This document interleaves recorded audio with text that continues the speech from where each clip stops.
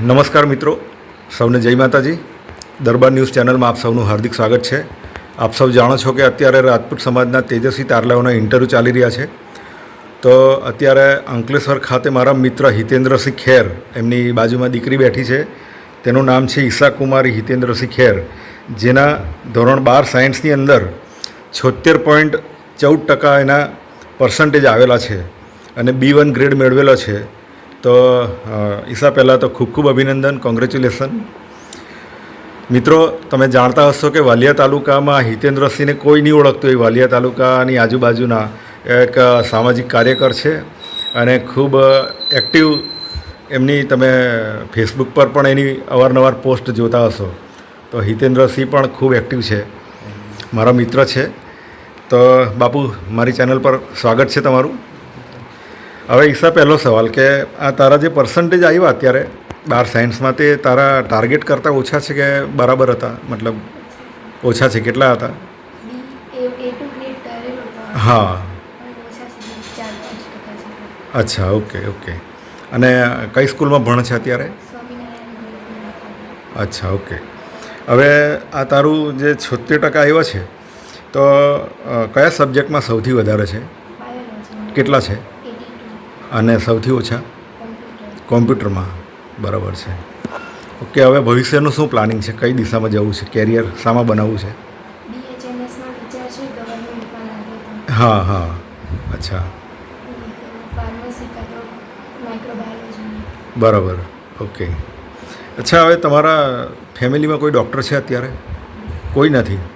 તો ચાલો, ડૉક્ટર બનવાનું સપનું જોવા બદલ પણ ખૂબ ખૂબ અભિનંદન, કારણ કે સપનું જુઓ તો જ સાચું પડે, બરાબર ને? અને તમારા ખેર ફેમિલીમાં તું પહેલી ડૉક્ટર બનશે તો તમારા મમ્મી પપ્પાને અને ફેમિલીને બહુ આનંદ થશે. બરાબર, મારી શુભેચ્છા તમને. હવે બીજો એક સવાલ કે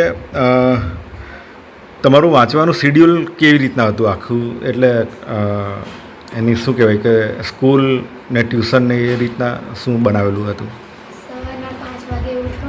હા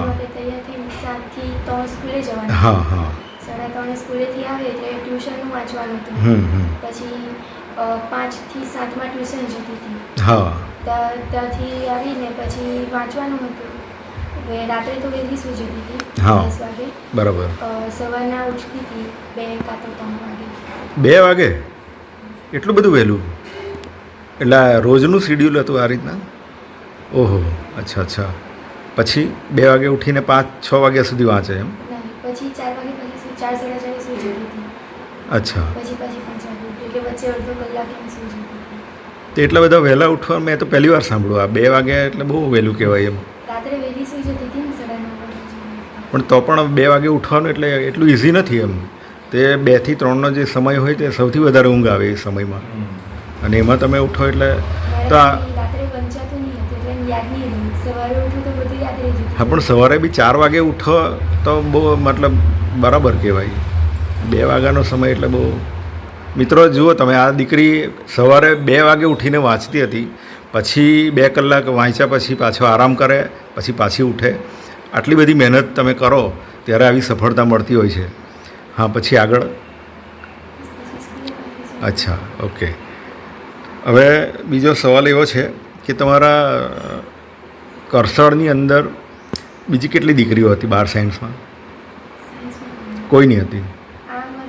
આ વર્ષમાં કોઈ નહીં હતું. અચ્છા, તારા સ્કૂલની અંદર ફેવરેટ ટીચર કોણ? હા, અચ્છા અચ્છા, બરાબર. એમનું ટીચિંગ સારું છે? બરાબર. અચ્છા, તારી બેસ્ટ ફ્રેન્ડ કોણ છે અત્યારે? તારા નામે નામ જ છે એમ? અચ્છા, એના કેટલા પર્સન્ટેજ છે? Okay okay. બાપુ, તમને 1-2 સવાલ પૂછું. તમારી દીકરીના ખૂબ સારા પર્સન્ટેજ છે અને BHMS કે મેડિકલ લાઇનમાં જવાની ઈચ્છા છે એની. તો પહેલાં તો તમને કેવી લાગણી થાય છે અને તમારી કેવી તૈયારી છે?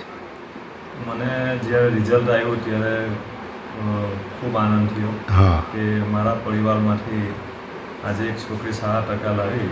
બરાબર. અને ડેન્ટલ કે મેડિકલ લાઇનમાં આગળ વધે છે. બરાબર. મને ખૂબ આનંદ છે. બરાબર. અને ગામમાં પણ આજે લોકો કહેવા માંડ્યા કે ના, છોકરી સારું ભણી રહી. એટલે તાલુકા લેવલે બધા લોકો મેં જેવું ફેસબુક પર મૂક્યું હમ તો તમે જોવો છો લાઇકથી લઈને હા, હા. લોકો બહુ ખુશ છે અને છોકરી ભણે એટલે આપણને પણ આનંદ બહુ આનંદ થાય, સાચી વાત છે. એટલે હવે અમારી લાઈન એવી છે કે કા મેડિકલમાં ડૉક્ટરનું આ ભણે આગળ હા, કા પછી નહીં મળે તો માઇક્રોબાયોલોજી છે, બરાબર બાયોટેકનોલોજી છે, નીકળ પછી બીફાર્મ છે. બરાબર છે.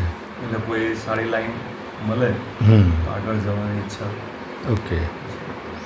હવે ઈશા, એક છેલ્લો સવાલ કે આપણા સમાજની દીકરીઓ પણ બહુ સારું ભણે છે, છતાં પણ એસએસસી કે એચએસસી બોર્ડની એક્ઝામ આવે ત્યારે થોડો ડર લાગતો હોય છે.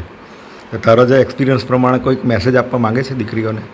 ડર તો બધાને લાગે, મને પણ પર્સનલી બહુ લાગતો હતો. હા, 10મામાં ને 12મામાં દરેક પહેલા પેપરમાં મને તો રડવું આવી જતું હતું. બરાબર. એ તો કોમન છે, પણ પછી પહેલું પેપર આપીને આવું એટલે પછી ડર દૂર જતો રહ્યો. બરાબર પછી છે. બહુ ટેન્શન નહીં રહ્યું. બરાબર છે. ઓકે, ચાલો, મારા તરફથી ખૂબ ખૂબ અભિનંદન, કોંગ્રેચ્યુલેશન અને ખૂબ ખૂબ શુભેચ્છા. Thank you.